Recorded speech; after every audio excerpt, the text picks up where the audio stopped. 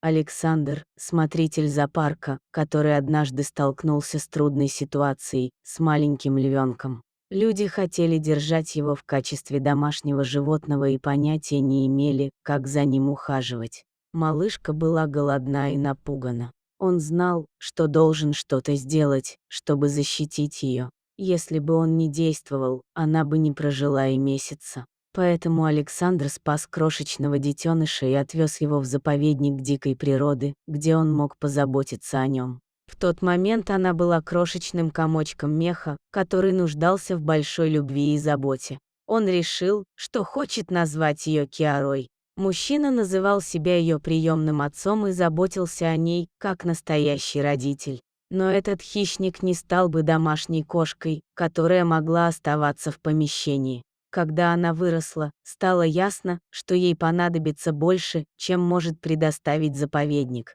В то же время он должен был убедиться, что у Киары будет жизнь, в которой она сможет быть счастливой и быть настоящей львицей. Александр нашел большой заповедник в Мехико, который согласился взять на себя Киару. Этот фонд занимается заботой о больших кошках и удовлетворением их потребностей. Но будет и существенный минус, она будет жить далеко от Александра, так что он не сможет видеть ее очень часто. Львица, скорее всего, забудет, кто он такой, и сформирует другие привязанности.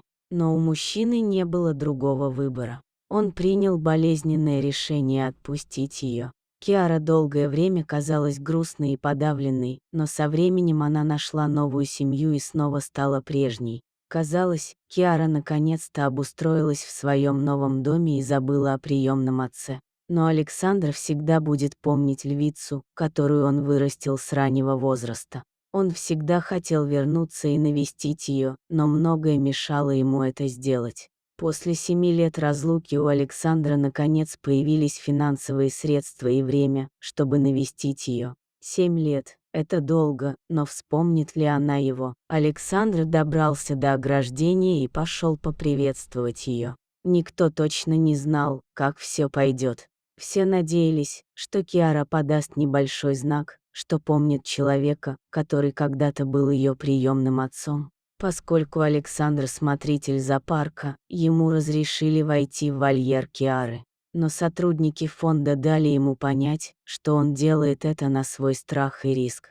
Это может быть опасно. Что, если она вообще его не помнила? Киара была далеко не милой девчонкой, которую Александр знал так много лет назад. Она стала уважаемой львицей, живущей с другими представителями своего вида.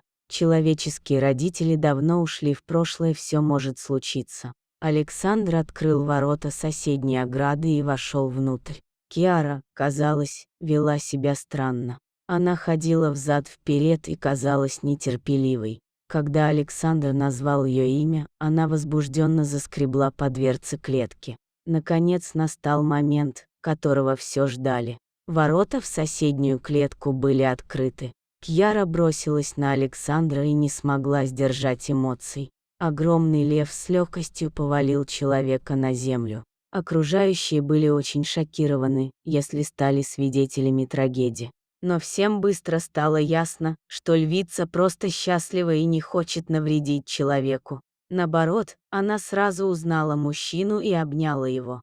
Ее поведение было не поведением разгневанной львицы, а поведением дочери, которая спустя долгое время снова увидела своего отца. Сотрудники фонда были поражены и тронуты тем, что развернулось на их глазах. Удивительно было то, что она, казалось, не хотела его отпускать. Она использовала лапу и ноги, чтобы удержать его. Затем она прижалась к нему, как будто она была маленьким детенышем. Это было небезопасно, но, учитывая, что эти животные весят более 100 килограмм. Но Киара знала, как быть нежной с людьми. Если кто-то когда-либо сомневался в том, что львы обладают долговременной памятью, то теперь это ясно. Спустя 7 долгих лет, любовь и связь между львицей и мужчиной остались прежними. Дорогие зрители, если вам понравилось это видео, то ставьте лайк и подписывайтесь на наш канал. До свидания.